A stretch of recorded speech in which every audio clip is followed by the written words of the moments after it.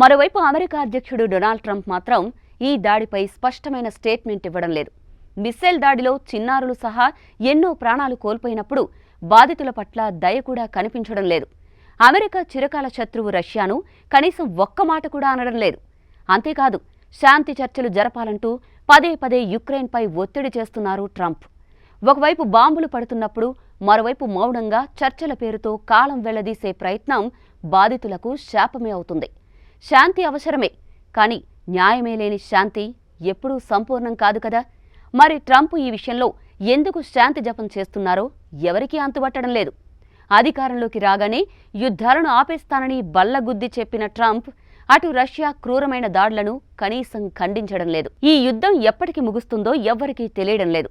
ఒక చిన్న ప్రాంతం కోసం మొదలైన ఈ ఘోర సంగ్రామం 3 ఏళ్లు దాటిపోయినా కొనసాగుతూనే ఉంది.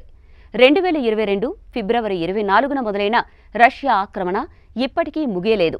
ఈ 3 ఏళ్లలో ప్రతిరోజు ప్రతి గంట యుక్రెయిన్ గడ్డపై రక్తం పారుతూనే ఉంది.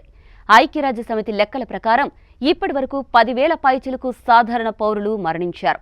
యుక్రెయిన్ అంచనాల ప్రకారం ఆ సంఖ్య 30,000 దాటింది. వీరిలో వేలాది మంది పిల్లలు, మహిళలు, వృద్ధులున్నారు.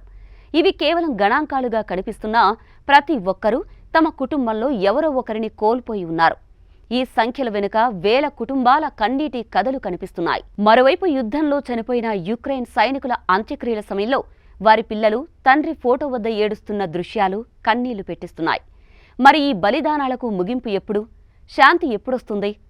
ఎన్ని మరణాల తరువాత రష్యా శాంతించనుంది?